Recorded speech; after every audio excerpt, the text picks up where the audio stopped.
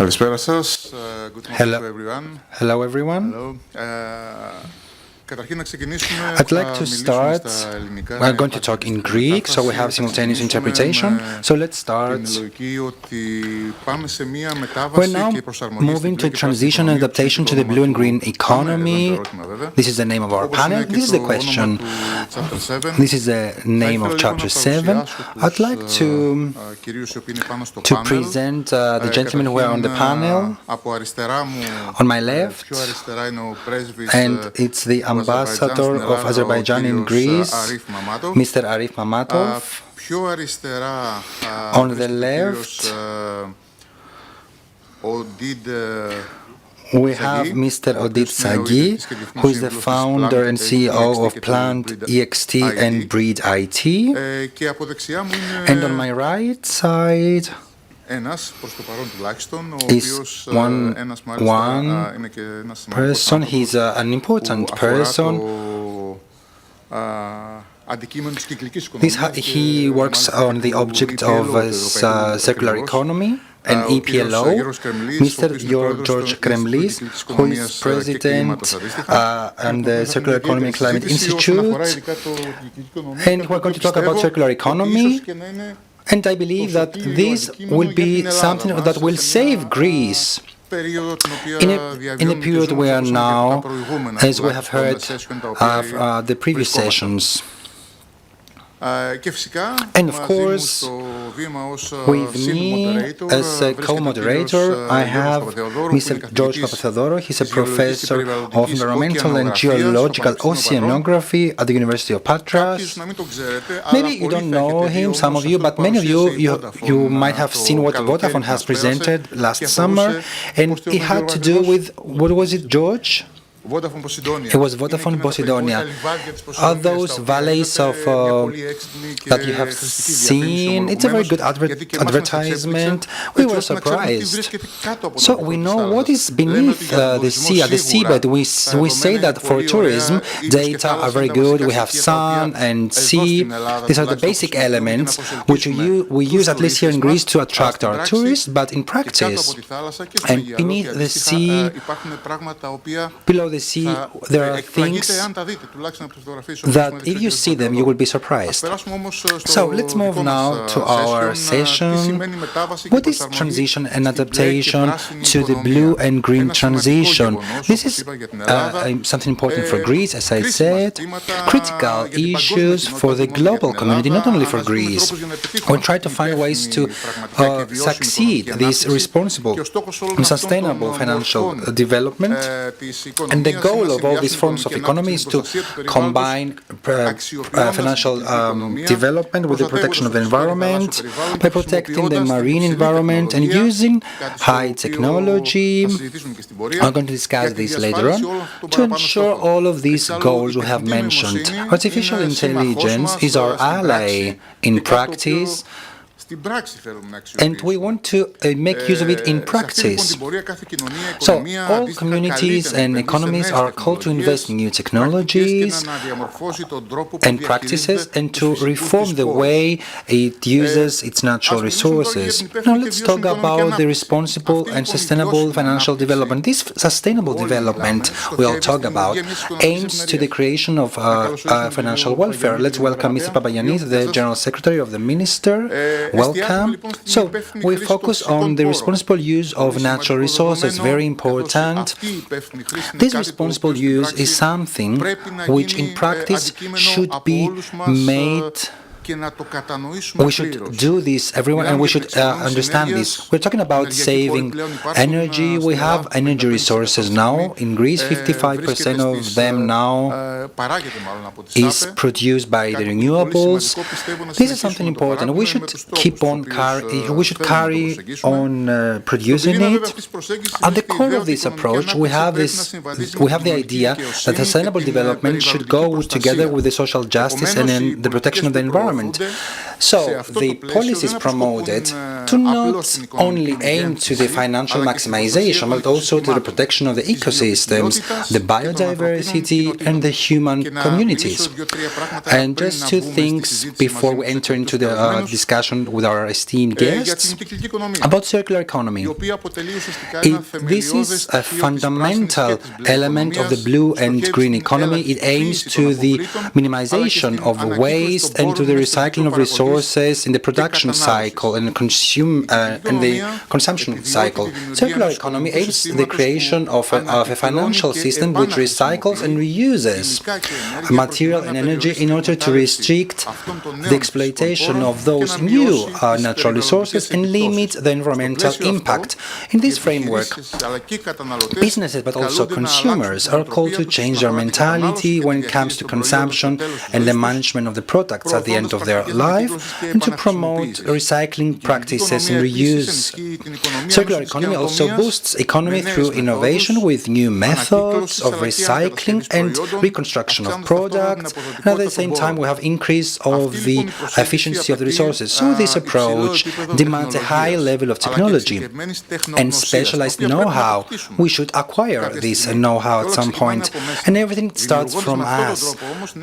And we create new jobs like that, and that way we support the local economy. So everything comes back to the local community. So we start from the local community and we go back to it. The profit are towards this direction.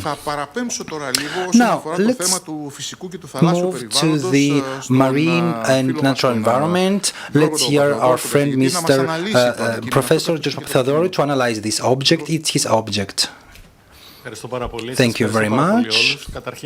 First of all, it is an honor to take part in this excellent panel. I was very happy to hear the dear ambassador of Azerbaijan in our university at the last conference for regional growth, if I remember well, and I remember his position, and I'm really looking forward about his opinion today. Mr. Papagiannidis, as you know, has taken part in an event in Thessaloniki, and I was really impressed by his passion. I think that he will have this passion in this panel as well. I'm obliged, because of my function, to bring to you a sea breeze. When we talk about blue economies, sometimes even green economies, because the waters in the Cyclades are green sometimes. We're talking about the sustainable use of the marine resources, the sea resources, which lead to financial development, to social welfare, but unfortunately, up to now, everything's okay, but unfortunately, this should be done based on the principles of the protection of the marine environment. We're a marine country surrounded by sea, and in some sectors, it's like you see the whole country on the coast, and we focus on the inland and not on the coastland, on the coastal areas. And shipping is very important. We do fish farming, and recently we have understood that marine environment. We have the marine environment, and we can develop wind parks as well. Despite these, we have problems. We should solve those problems. For example, the implementation of the marine spatial planning is slow, which is suggested and proposed by the EU. It has not been implemented to a large extent in our country, but we have enough tools, European tools, which refer to the marine environment, and they help us a lot to achieve towards blue economy. This is the marine strategy, SMFD.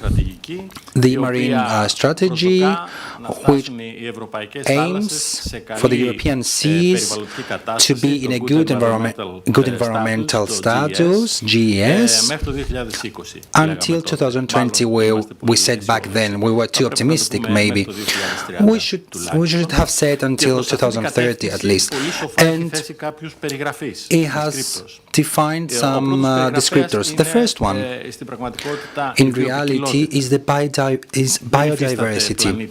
There is no planet Earth without the protection of biodiversity and the marine biodiversity, which is extremely important and critical. It talks about overfishing, which is a global problem. It talks about plastic in the seas, which pollute the marine environment. Our country, with research and harmonization with European law to restrict plastics in the sea, and we also have two excellent marine habitats which are of priority, and they are strictly protected by the EU. The first one is what dear Panos just said, Posidonia oceanica. Yes, it's a plant, and it creates extended valleys at the seabed in our seas. An example which shows the size and dimension of the blue economy from a priority habitat such as Posidonia oceanica. The systemic services that Posidonia oceanica offers are extremely important.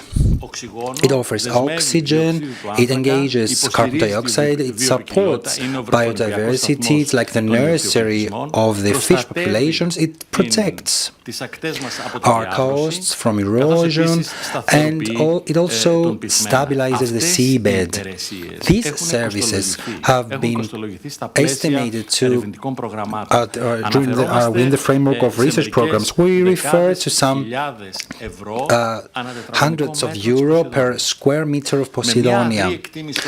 Just a rough estimation. The cost, the financial cost of the ecosystemic services of Oceanica in our country is more than 200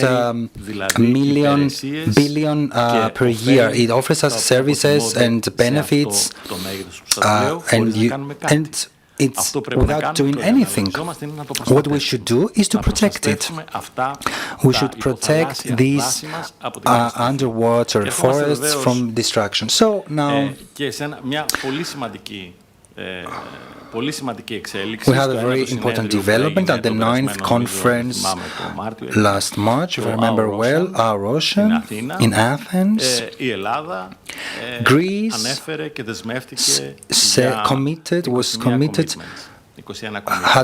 was promised to be engaged in 21 commitments. We should implement this in our sea. Many of these are referred in these 21 commitments our country took for the Greek marine environment. I think I said too much, dear Panos. No, I think what you mentioned is very interesting. 21 commitments in total. 21 commitments. So let's hope. Already we have activities which we are going to coordinate very soon. The Argo-Saronic Gulf, which is a gulf which has the most environmental pressures. We're going to define it as a pilot region, and we're going to try to implement policies for the improvement of the environment. We're going to implement the blue economy there. Very important. And it helps tourism in Greece because in practice sun, sea are the two more important elements which we sell, let's say, for tourism in Greece. We have 35 million tourists every year. We should make use of it. But now let's talk about the use of high technology for the achievement of all these goals of blue and green economy. This technology plays a decisive role for the economy. It allows the optimization of production, the reduction of the consumption of resources with the use of new technologies such as AI and energy at the same time. Technologies such as AI, big data, the collection of big data, But also the renewables contribute to the sustainability and make production procedures more efficient and environmentally friendly. For example, the use of developed monitoring and forecast programs in marine areas helps to the detection and protection of those areas with rich biodiversity and the prevention of accidents. In addition, it contributes to the improvement of energy efficiency, the production of clean energy, and the reduction of carbon dioxide emissions. This can contribute to the management of energy more efficiently by reducing emissions and making the production of energy more efficient for all of us. So, just a conclusion, just to start our discussion on questions, the transition of this blue and green economy requires the cooperation of the government, the businesses. It's not something we just say. We should have a collective synergy of the society, of the citizens, in order to achieve these common goals of sustainability and sustainable development. It might sound too general, but in practice, if we think what should be done or what other societies have achieved, I think that at some point we should put this forward as a vision at least and make it practice. So, the principles of circular economy, the protection of natural and marine development, these are the foundation for a responsible economy. Through these initiatives, we can ensure that the resources of this planet, of this small planet, will carry on to be available for the future generations, and at the same time will contribute to the improvement of financial stability and welfare. And this is important. As you see, Elon Musk, as you know, Elon Musk wants to go to other planets. We live in this planet, and I don't know if when we go to another planet, we should protect our planet. This is very important. But now, I'd like to start with the questions from Mr. Papagiannidis. ο οποίος είναι Γενικός Γραμματέας Νοσιακών Πόρων και Υποδομών από το Υπουργείο Αγροτικής Ανάπτυξης και Mr. Papagiannidis from the Ministry of Agricultural Development. You have the most important and the most interesting issue, and you are in correlation with the European Union, the new CAP of 2023-2027. So, thank you very much for the invitation. I am very happy because I have a participation of too many agribusiness forums. It's a little bit tiring, the subject today, because we are going to have numbers. But I have to admit that agricultural evolution and the commitment to the blue and green economy are the main issues of the Commission, the European Commission, and of course of the Greek government, and of course of the Ministry of Agriculture and Food, which actually adapts and realizes these politics. The reduction and mitigation of climate crisis through the strategic plan of the CAP 2023-2027, and I'm very happy that today Nikos Kallinis is with us, who was among those who Έτσι λοιπόν οι στρατηγικές που έχουμε για την τήρηση approved the plan. So the green and blue economy have a green transformation. The subsidies are great. This is not very well known, to be honest. But basically, we have, with a subsidy through an agricultural fund, we run another ESPA, actually, we could say. We have resources of 19.3 billion to adapt our policy in 2027, to implement our policy in 2027. If you want, there is a plan 21-27, 1.21 trillion euro it was at the beginning, and plus the subsidies that we have for the green economy, 808 billion euros for the green economy, for the green evolution. This is the main source of our expenses for the European Union for the common agricultural policy. So, for the structure we have realized in this period, it's not the ESPA 2021-27, it's 2 years. For 2 years, we run with the old regulations. So we have 5 years, 5 pillars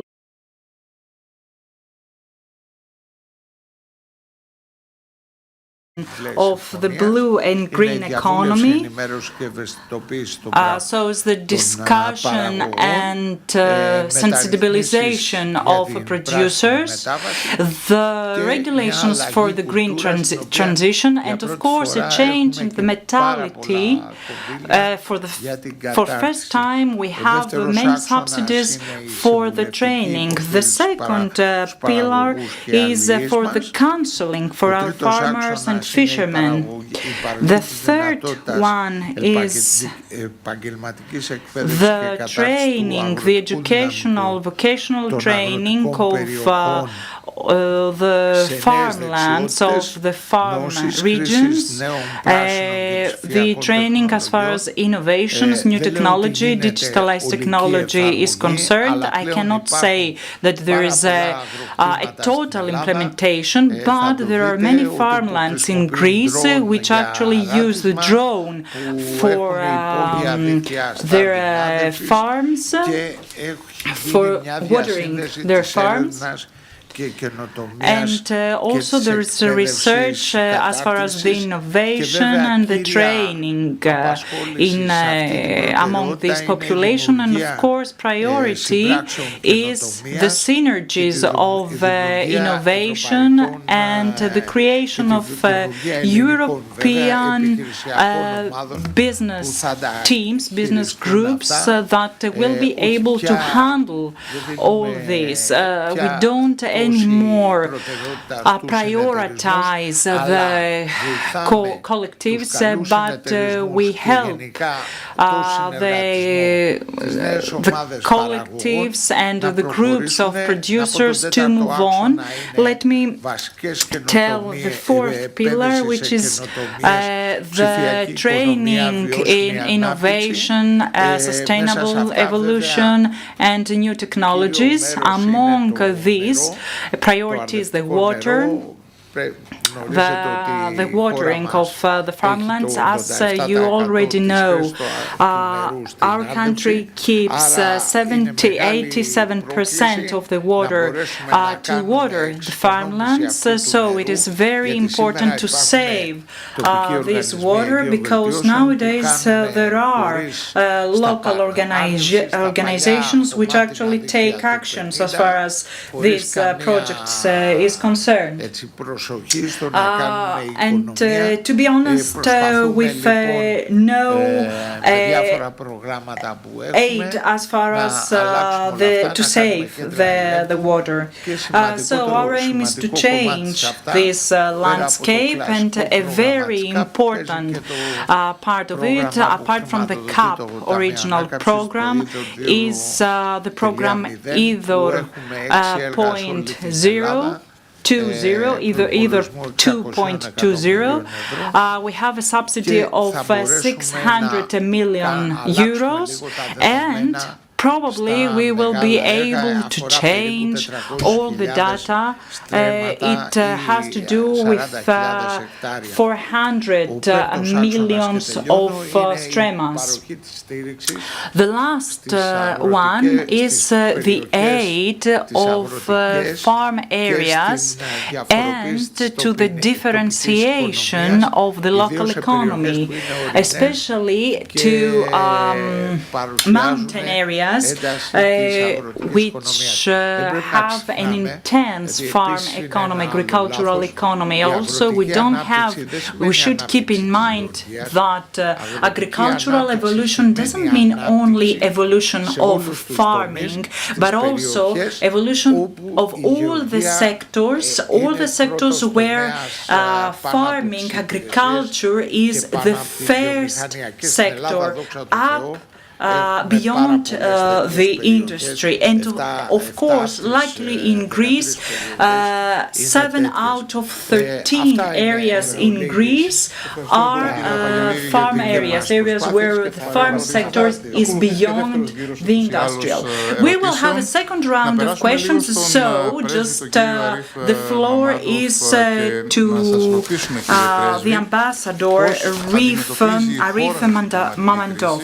How your country faced climate crisis? What are the plans, and what are the plans for the future as well? Thank you much for the question. First of all, I would like to thank the organizers for inviting me to this event. It's a pleasure to be among you and to address such a distinguished audience. Of course, climate crisis is faced by each country, and every country is facing this crisis differently. Azerbaijan is not an exception. Every year we see decreasing levels of water in our rivers, and the water in the Caspian Sea is shrinking. And we face water scarcity. How we deal with it? As we all know, the green transitioning to the green economy is critical for fighting climate change, and Azerbaijan is taking bold steps in this regard. Actually, our green agenda has started long before we were awarded with hosting COP29. So in 2021, we have adopted the national priorities for socio-economic growth, where clean environment and green growth have been identified as one of the priorities for our economic growth. And since then, we have been implementing many projects with our international partners in order to implement the green transition. First of all, let me say a few words about the potential of Azerbaijan. When it comes to the potential of Azerbaijan in renewable energy, our technical potential of renewable energy onshore is 135 gigawatts, and technical potential for offshore renewable energy is 157 gigawatts. Last year, we have introduced the biggest solar power plant in the region, together with Masdar company of UAE, with a capacity of 230 megawatts of renewable energy, of power. And actually, we are also building, together with Aqua Power of Saudi Arabia, the wind power in one of the regions of Azerbaijan, which will have a potential to give us 140 megawatts of green power. During this time around, we have also signed an agreement with British Petroleum to build a solar power plant in one of the liberated districts of Azerbaijan, Jabrail district, with a potential of 240 megawatts of power. So, but this, of course, this is not the end. We have the contracts in place for 10 gigawatt of renewable energy, for the production of 10 gigawatts of renewable energy.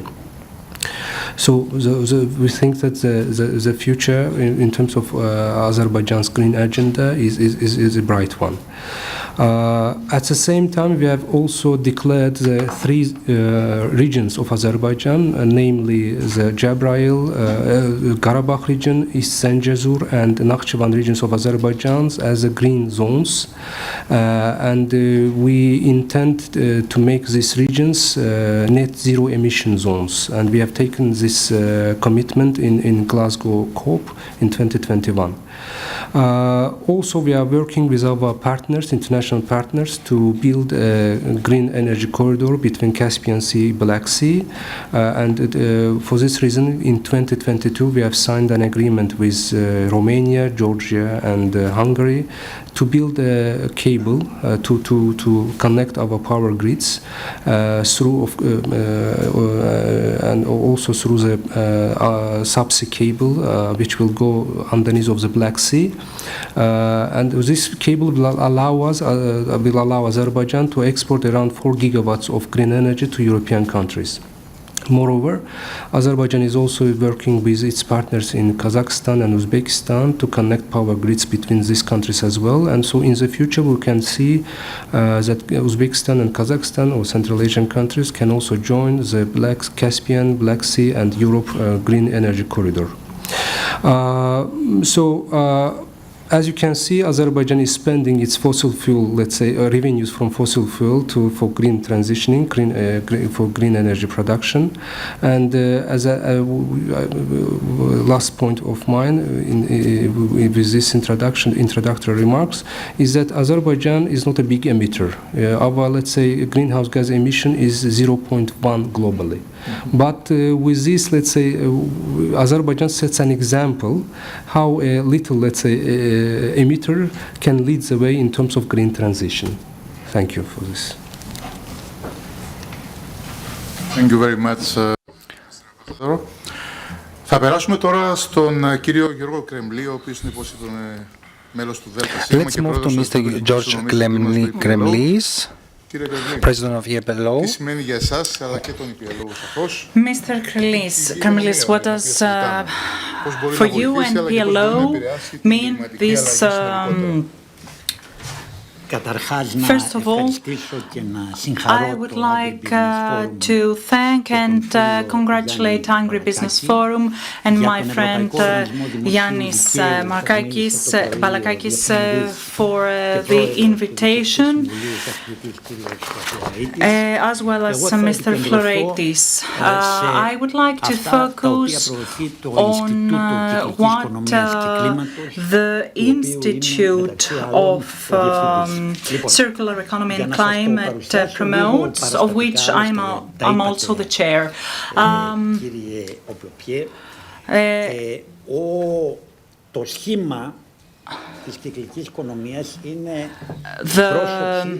The frame of the circular economy, the shape of the circular economy is that of an ancient temple.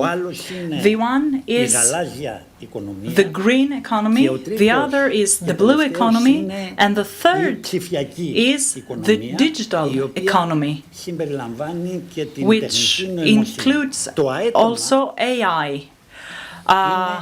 The upper part, the coronis, is the circular economy, in which it is included also bioeconomy, to which Mr. Georges referred to, which is very important also, both for blue and for green economy. This is as a description, as a scheme. This is the reason why I want you to have a depiction. So, this is the green evolution is regulated by the regulation of European Economy, the European taxonomy, which regulates, which predicts which plants are green and how these plants can be subsidized by green subsidies. For most of us, the circular economy are the main leverage, let's say, for a green future, not only as far as the plan, but also of the body is concerned, of the body which is going to realize the plan. If this body, sector or private, public or private, has an environmental and social approach, is ESG. And let me add C, ESCG, with circular economy is also dominated by circular economy to receive the subsidies. The project that will be realized will be definitely green. The green economy works also as upstream and also downstream of the consumers. Let me keep the term evolution, development, of course, because we don't talk about zero growth. We are talking about growth, evolution. Now, let's take the blue economy pillar to which Mr. Papagiannidis was referred to. Let me tell you that the annual report of the Commission for the Blue Economy is very interesting because it covers the whole spectrum of blue economy. Fish, cultivations, fishery, it's much more than this. It's not only fishery, it's also the cables, the drillings, the cables of electricity, the drillings. We are talking about the cables, the relations, the relations between Israel and Cyprus. We're talking about SMED. And we are talking about the marine stations, port, transportations, control. It's a holistic approach of actually what happens to the marine space, to the sea space, but also to the coasts, to the coastal region that actually connect the activities and the transportation between sea, marine, space and the terrestrial way, the terrestrial space. So yesterday I was hearing with great interest the comments on transportation and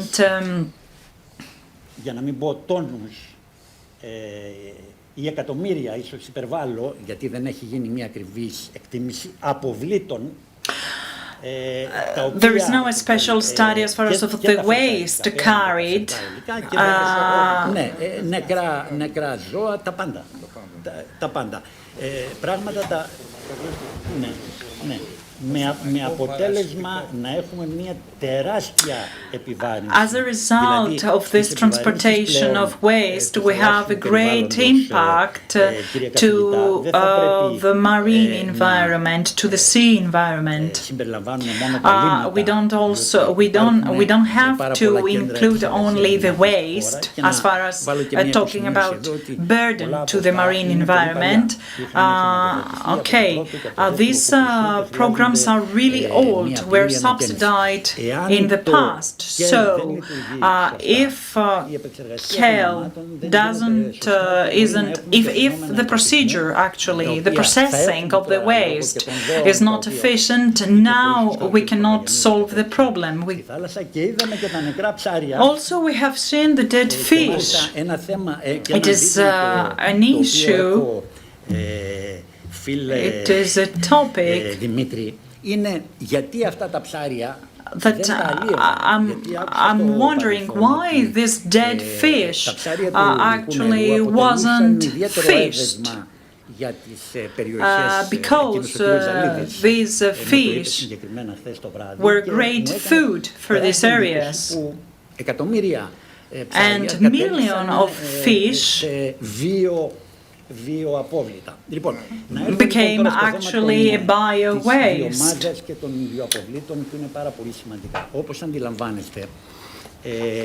So let's go back to the bio-waste, and which is a very important issue. As you can understand, bio-waste, not only by the production, but also by the supermarkets, all the waste of the restaurants or the hotels are a very rich primary material, a very good quality, not produced by the factories of processing waste, of waste processing. It is a compost of a great quality, and as well as a primary material as a biogas. And as biofossil fuels, and also for the exploitation. Can I ask you something? The biofuel is able to be used here in Greece? Yes, of course it is, and I have to tell you that the oils after the fry are very used. From these oils we produce also the sustainable aviation fuels, the SAFs, the gas for aviation, for example, and they are bought by those who produce these fuels. Let me also tell you that the rise of temperature in the Mediterranean, especially that we are waiting for, we're expecting for, has led to the increase of the level of the sea, and generally speaking in Greece, and especially at the island of Delos, where the sea is in the ancient space, and we have also invasive island species. The lionfish, for example, it's a delicatessen. The Prince of Monaco orders special orders of lionfish. It's a real delicatessen. It's a great food. But also there are other species which are very important and very dangerous, actually, that we have to face the appearance of these species. We have to go to Dr. Oded Sagee, founder of PlantExt and BreedIT. Climate change on the pharmaceutical industry and vice versa. First of all, of course. And how can the pharmaceutical industry reduce its climate impact? Thank you. First of all, again, thank you, Giannis, for the invitation to be part of this distinguished panel. I will answer to you, and in addition, I prepared a little slide that refers to what I heard yesterday about the current problems of Greece and the issues that were raised. Vis-à-vis the pharmaceutical industry, when you are an agronomist and specialize in the business of agronomy, you're looking for an area that can bring the most profits to the farmer and to the food chain of the industry. When you have low prices of certain products, you're looking for the products that give you higher value. If you want to attract young people, like the students that are sitting here, they have to go to agri-high tech. The old agriculture that we all grew in cannot support anymore the families.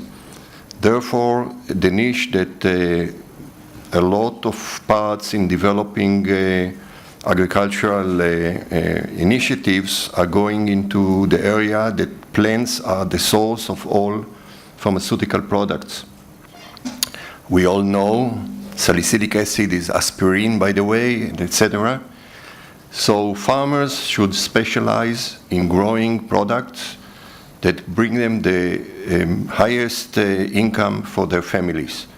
And I will refer to the food need of feeding the world is another need, certainly. But in addition to feeding the world, we have to heal the world. So medical plants, and I will refer to it in my presentation, the second round, are a source for income. We were visiting the Trikala area. We realized that the history of that area in ancient Greece is medical plants. So medical plants can grow in arid zones. They need less water. They can be very efficiently grown in the new technologies of greenhouses. And the extraction of those plants can bring a higher income to the farmers. And with your permission, in the second round, I will show you what we have done here in Greece and our thoughts of how we can bring agri-high tech into the Greece economy. I'll do it in the second round to be a good soldier. Okay. All right. Thank you. Θα πάμε λοιπόν... Ναι. Λοιπόν, πάμε στον δεύτερο γύρο. Now let's go to the second round. Όπου θα ξεκινήσω πάλι από τον κύριο I'm Δημήτρη going to start from Mr. Dimitris Papagiannidis. Κύριε Papagiannidis, Mr. Papagiannidis, όλους ενδιαφέρουν προγράμματα τα οποία βρίσκονται σε εξέλιξη αυτή τη στιγμή. Programs which are ongoing now are interested and they concern a lot of people in the agricultural world. But it seems that new farmers, this is the heat of this conference, I would say. We talk about the new people in the agriculture, new farmers. Sometimes they hesitate to activate in this agricultural world. The big question is it the financial issue? Is it something else? And actually, first, above all, it's education. What does this mean to you? What actions are there for this direction? How can education, together with the European programs and technology, to motivate young farmers to come back? And this is very important. What do you say about this? You are right. One of the biggest problems of the Greek agriculture is that education is offered by people who are not that educated. It is rare to have graduates from higher education in Greek agriculture. Among the 685 educators, maybe there are a lot. 6,800 they receive funds, but those who do agriculture as a profession are very few. I heard that the average age of farmers now in Greece is 57. Is this true? Yes, it's true. It's true. It is a matter of fact. We see this in the strategic plan. I don't remember if it's 57 or 56, but yes. The problem, in my view, is not Greece has three big disadvantages. It doesn't have young farmers, no, it hasn't got educated farmers, and we try with different programs to fix this. But it lies on the farmer himself or the state to do something for the farmers, for the Greek. What I want to say, in my country, in Heteloakarnania, I'm from mountainous Navpaktia. A young farmer in Anochora, in that village, is only my cousin. There is no one else who stays with 1,000 euro. It's a region where large investments have been made for tourism, and everyone is working in tourism. Either they have Airbnb or small and large hotels. There are also large families in Anochora, but there is no one. If you meet many people, it's for a funeral. This problem is horrible of the mountainous regions. And there's another problem, of course, in regions which are disadvantaged. These are regions where we see that they have a huge problem with population reduction, population decrease, and in those regions, in Etolo-Karnania, back then, in the past, it was one of the richest regions. Now, it's almost the last when it comes to regional GDP. And of course, the population in Greece, it's been decreased by 16%, but in that region, it's -11. On the contrary, in regions which are not agricultural, but they have quality products and with protected designation. For example, in the southern Aegean, there is a different increase in population. It's at 6%. And everywhere they want human resource. This has been the tourist sector has been associated with this. Like in Naxos, in Paros, in these islands, in Rhodes,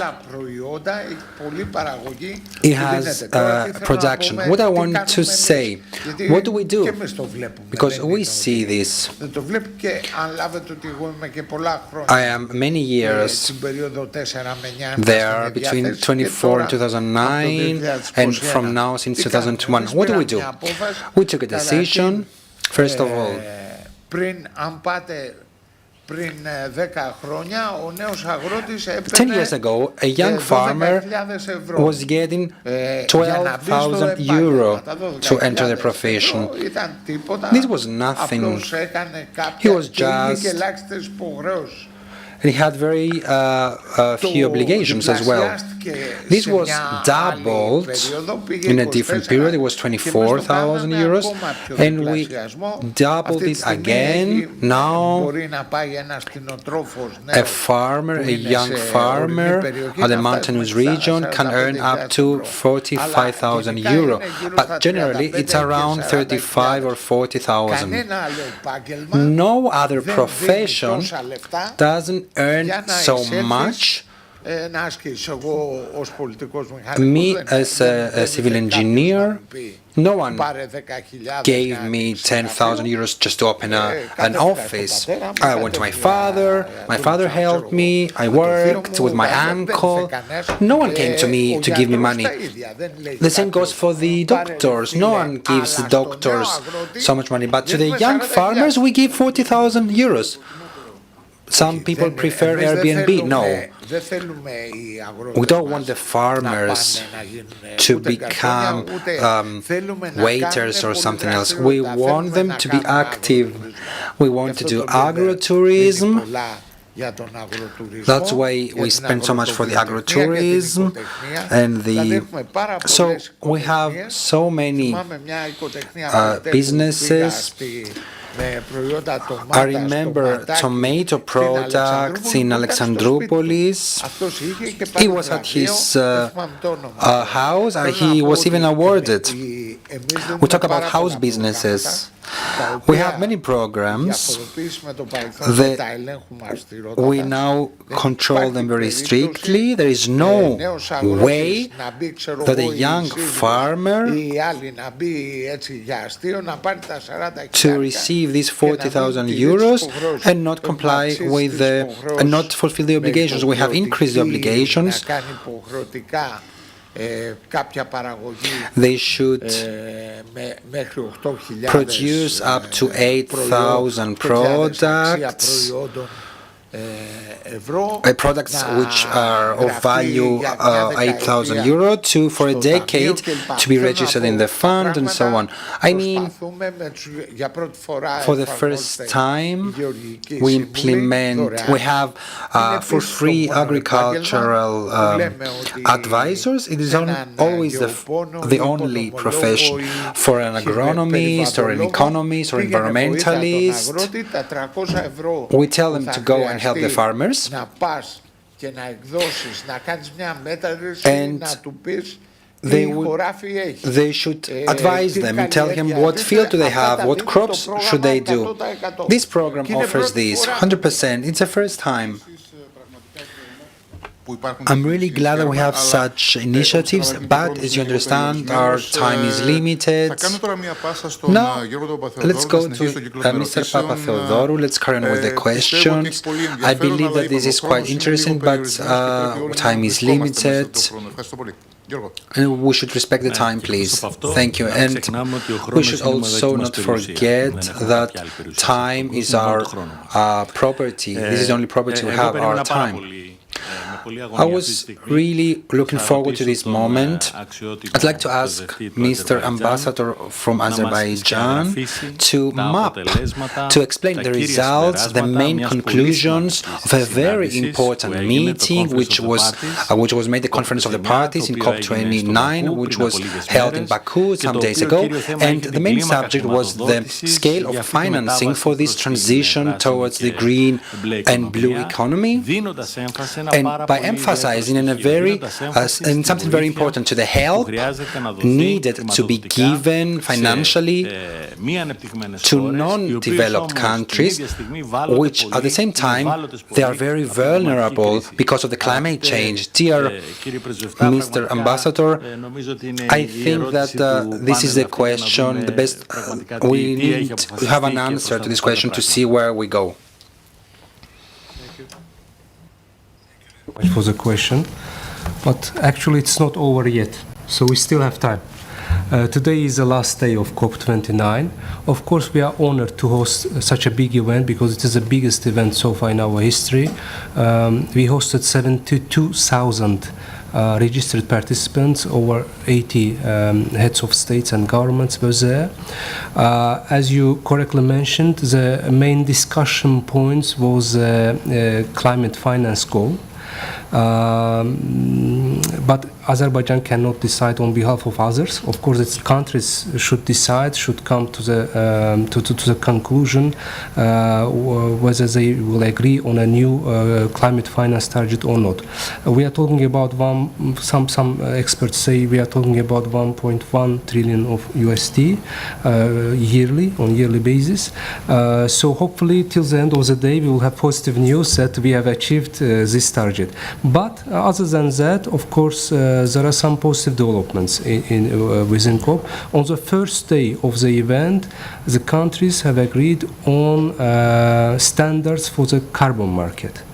And this is essential for the launching of the global carbon market. And just give you an idea, we are talking about 250 billion USD global market, where the money from this market will go to financing projects that will reduce the greenhouse gas emissions.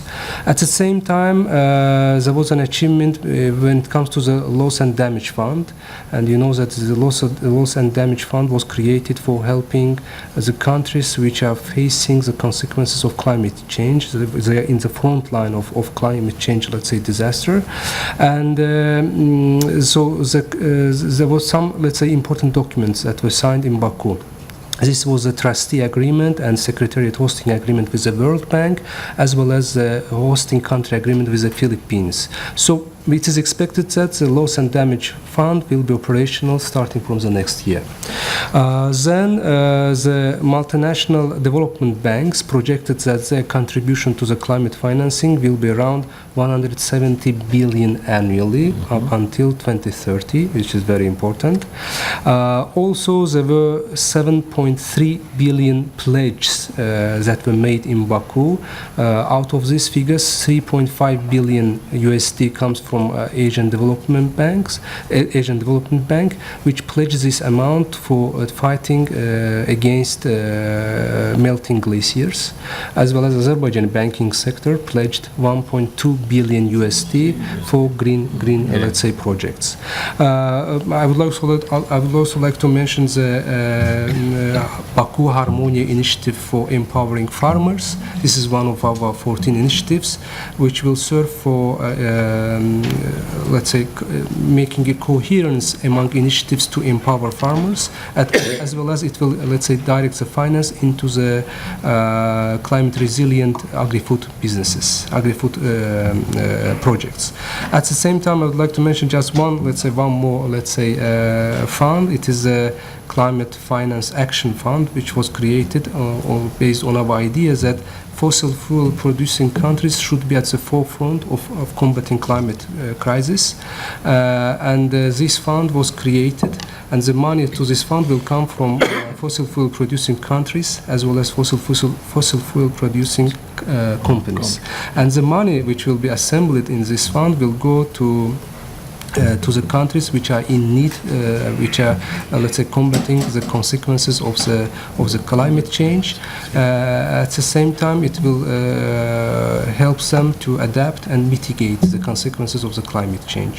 So hopefully, till the end of the year, I will have till the end of the day, I will have a positive news about whether the countries were able to strike a deal regarding the new climate finance target. Hopefully, thank you. Σας ευχαριστώ πάρα πολύ. Πραγματικά είναι πάρα πολύ σημαντικό. Thank you very much. This is really important. I think the next month we're going to work about the results and the agreements made on the framework of COP29. Let's carry on now very fast. As I told you, time is limited, unfortunately. No. Mr. Kremlis, at the end of his speech, I thought someone in the oceanography was talking. He talked about drillings, about cables, pipelines for many species from Suez. Now with this, you showcased the need for a maritime spatial planning. Everything should be spatial planning, marine spatial planning, by considering that we have priority habitats. But I'd like to ask you, how circular economy can be, how far can circular economy can be implemented in Greece? What is your sense? So can we really support this in our country? And do we have elements and methods to measure the development of a circular economy in our country?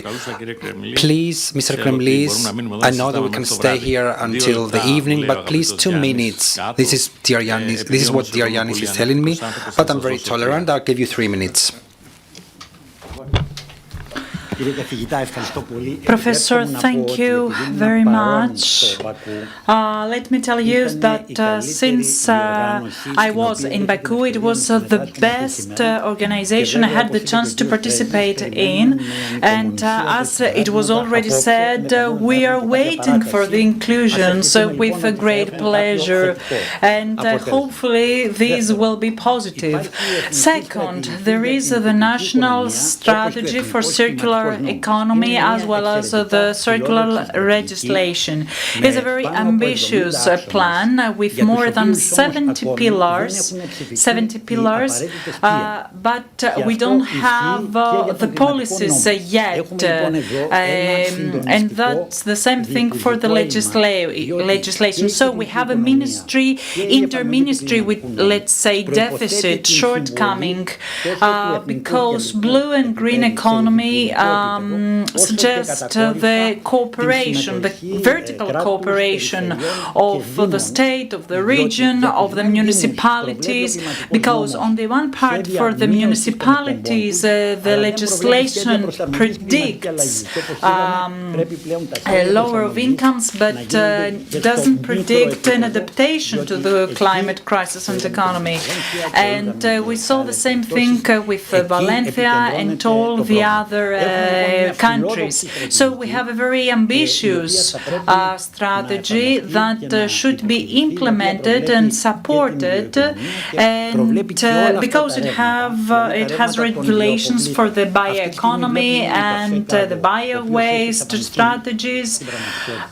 Και ο οποίος κατέληγε που στην χωματερή, δηλαδή στον χιτά, χωρίς να την χάνει επεξεργασίας. Είναι λοιπόν πάρα πολύ σημαντικό. So it is very important to promote the circular entrepreneurship and also for contests to exist for the private sector, because as you can see, we collected the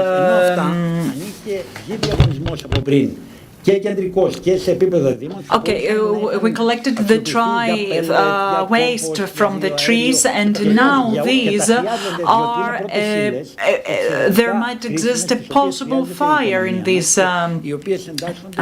this region, so that causes a great problem. So, for example, country inputs pellet, and Mr. Kremlis, thank you very much. We are over time. Probably we should think, although I'm against these strategies, these techniques, maybe we should have an administration body that cares about the administration of the transition to a blue and green economy. Probably we should structure this thing. Και εγώ νόμιζα ότι είμαστε μια διεκδικητική χώρα σε όλα τα επίπεδα. Όχι. Λοιπόν, πάμε... Ναι, έχω και το Γιάννη εδώ που... Yannis presses me for the time.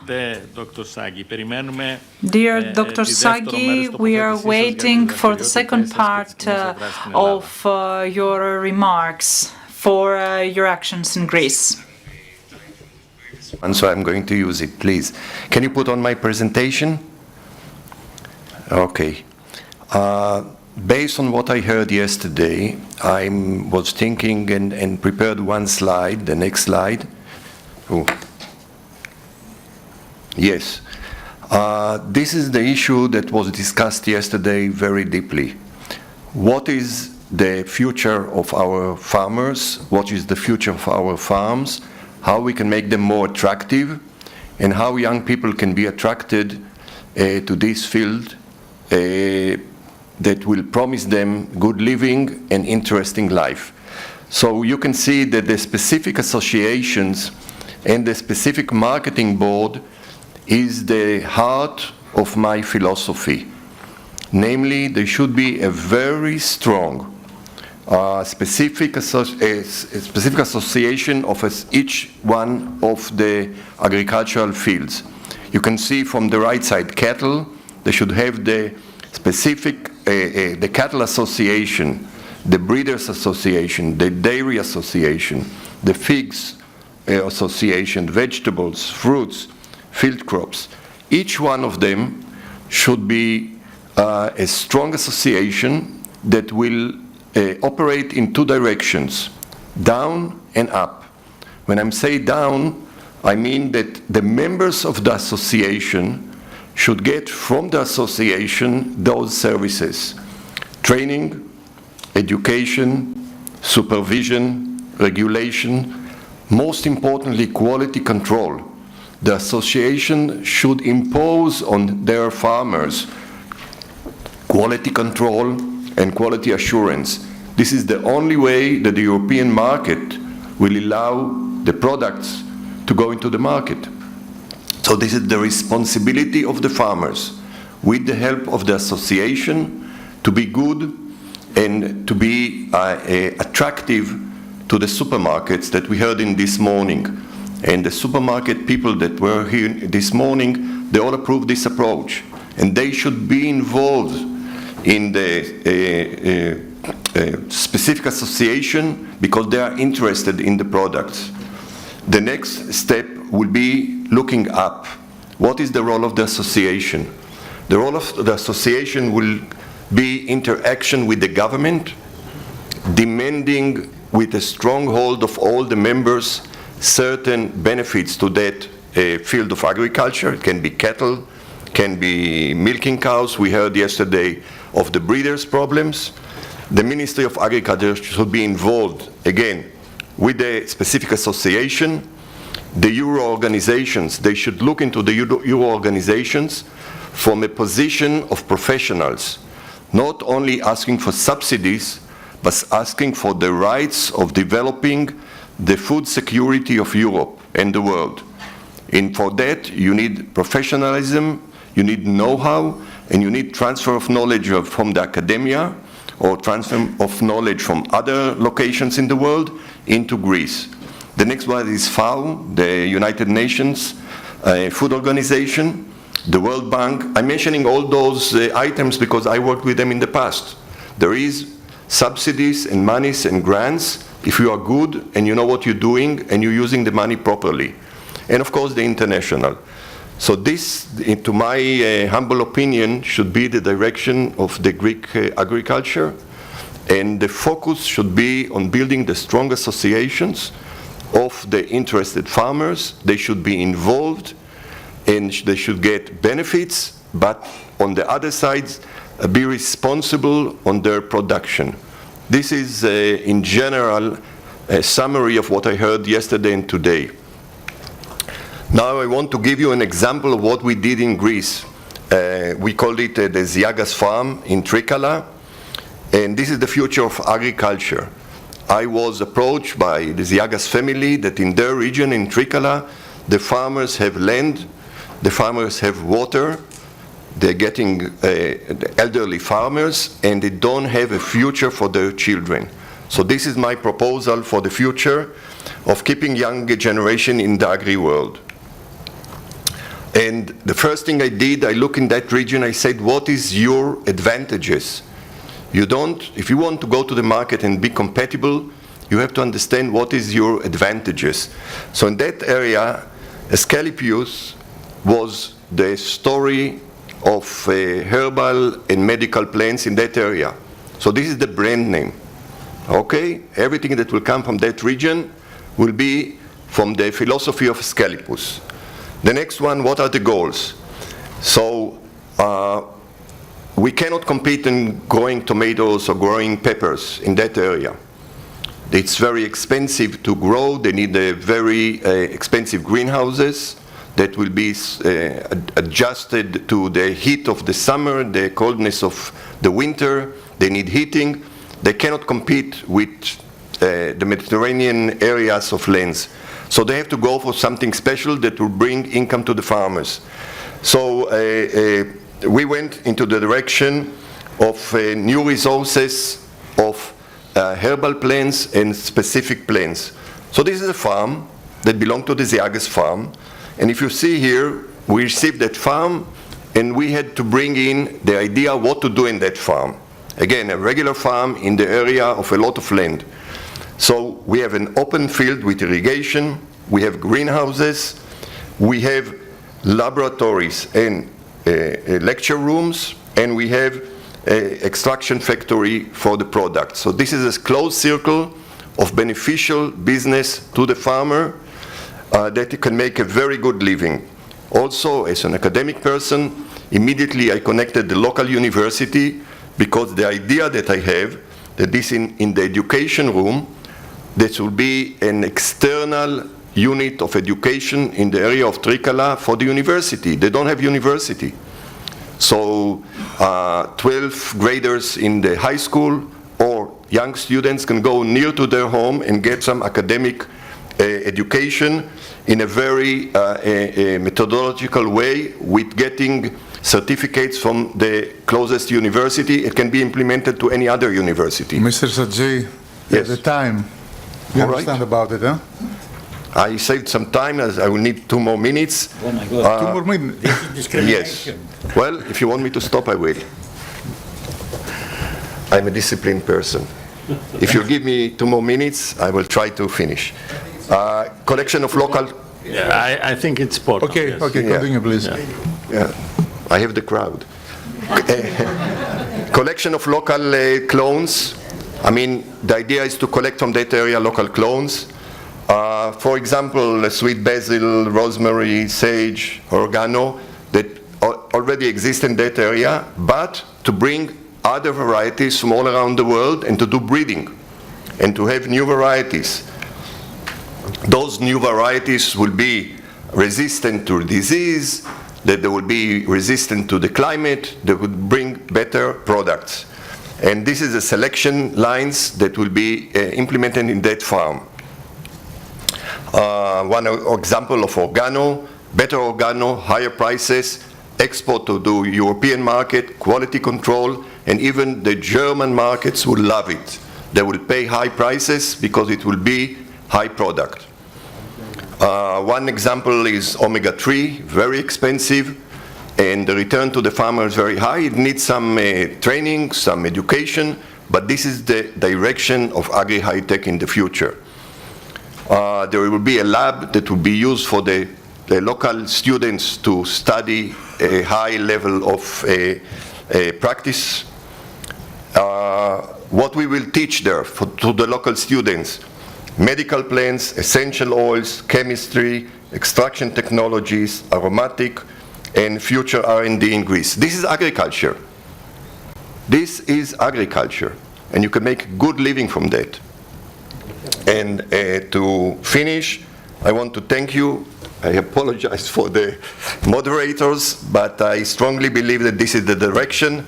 We did the same in Israel in a startup company with the university. If you will ask, I will give you more slides.